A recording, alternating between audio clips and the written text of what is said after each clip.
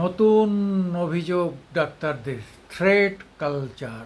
তারা ফিরতে পারেন, কিন্তু থ্রেট কালচার অর্থাৎ তারা থ্রেট খাবেন না তো। কারা এই থ্রেট করে? সন্দীপ ঘোষ, তারপরে অভিজ্ঞ বলে আর একটা নাম আসছে, আরও কিছু স্থানীয় আহ, নেতা নেত্রী, তৃণমূলের নেতা নেত্রীদের বিরুদ্ধে নাম আসছে যে এরা বিভিন্নভাবে থ্রেট করে। থ্রেট কালচার মানে একটা নতুন গেল, থ্রেট কালচার। ওদিকে সুদীপ্ত, সেও একজন বড় নেতা, সুদীপ্ত ঘোষ সম্ভবত। এদের নিয়ে যেভাবে ক্রমাগত সুতো লম্বা করছে, লম্বা হচ্ছে, তাতে দেখা যাচ্ছে যে তো মানে আরও গভীর থেকে গভীরের দিকে চলে যাচ্ছে।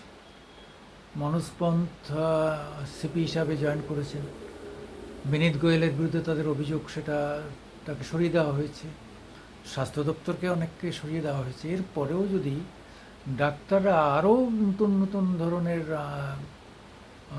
ইস্যু এনে সামনে তারা আরও লিঙ্গার করতে চান, অর্থাৎ কাজে যোগ দেবেন না, তাহলে মনে হচ্ছে যে বিষয়টা তাদের বিরুদ্ধেই যাবে। সাধারণ মানুষেরও একটা ধৈর্যের সীমা আছে। অনেকে মারা গেছে, এখনও ট্রিটমেন্ট পাচ্ছে না। আমাদের এই হসপিটালগুলোর উপর অধিকাংশ গরিব মানুষ, তারা নির্ভর করে। তাহলে আজকে যাদের টাকা আছে তারা তো নার্সিংহোমে দেখাবে, বড় বড় ডাক্তারের কাছে যাবে, 1000 টাকা ফিস দেবে। কিন্তু যার 100 টাকা ফিস দেওয়ারও ক্ষমতা নেই, সেই লোকগুলোই তো যায় হসপিটাল। তো আপনাদেরকে একটু মনে হচ্ছে না যে হসপিটালটাতে এইভাবে পুরো ফাঁকা রেখে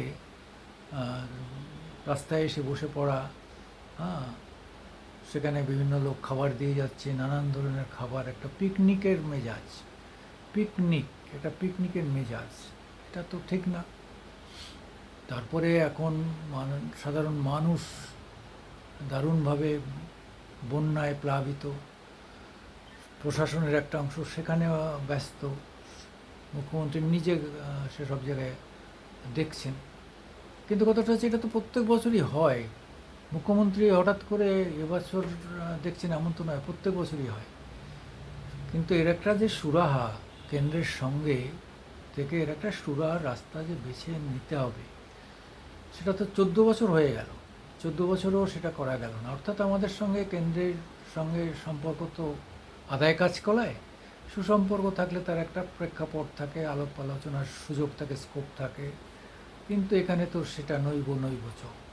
ফলে সাধারণ মানুষের ভোগান্তি, একদিকে ডাক্তারদের নিয়ে মানুষের ভোগান্তি, আর একদিকে দামোদর ভ্যালির জল ছাড়া নিয়ে আর এক ধরনের সমস্যা।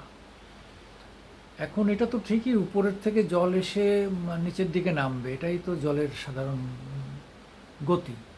যেটা আজকে তিস্তা নিয়ে ওরা করছে, যে তিস্তায় এই সময় জল দিয়ে ভাসিয়ে দেওয়া হয় বাংলাদেশকে, কিন্তু শুকা মরশুমে তখন আর তিস্তার জল তারা পায় না, উপরে যারা রয়েছে তারা আটকে দেয়। তো দামোদর ভ্যালিও সেরকম, আজকে সে উপরের জল আটকাচ্ছে, তার যে আধারের ক্ষমতা, জল ছাড়া হচ্ছে তার 3 গুণ 4 গুণ 5 গুণ। এই জল না ছেড়ে দিলে তাহলে তো কয়েক হাজার কোটি টাকা দিয়ে এই যে ভ্যালি তৈরি করা, কৃত্রিম জলাশয়, এগুলো তো নষ্ট হয়ে যাবে। এগুলো তো সারা বছরই কাজে লাগে, এই বৃষ্টির সময় এসে সমস্যা তৈরি করে। যাই হোক, সব মিলিয়ে কিন্তু পরিস্থিতি মানে আমরা সাধারণ মানুষ কিন্তু খুব আতঙ্কিত। একদিকে ডাক্তার, একদিকে বন্যা, এই দুটো সাঁড়াশি চাপে আমরা প্রায় দমবন্ধ অবস্থার মধ্যে পড়ে গেছি। আমরা চাইব যে ডাক্তাররা তাদের কাজে যোগ দিন, রোগীদের দেখুন। একজন মারা গেছেন, আমরাও ব্যথিত, সারা বিশ্ব ব্যথিত। তার বেশি তো কিছু আমরা করতে পারবো না। এখন তো সিবিআইয়ের হাতে রয়েছে, সিবিআইকে তদন্ত করার জন্য সময় দিতে হবে। সিবিআই তারপরে দেবে কোর্টকেও সময় দিতে হবে। ফলে প্রক্রিয়া তো চলছে, স্টপ থাকলে ঠিক আছে, এমন তো নয় যদি 3 বছর লাগে কেসের রায় করতে, 3 বছর আপনার রাস্তায় পড়ে থাকবেন? থাকবেন কি? সেটা তো সম্ভব না। যাই হোক, আমি সুকুমার দেবনাথ, মামাটি মানুষ ইউটিউব থেকে আপনাদের কাছে আসি। আপনারা আমাদের একটু লাইক দেবেন, একটু সাবস্ক্রাইব করবেন।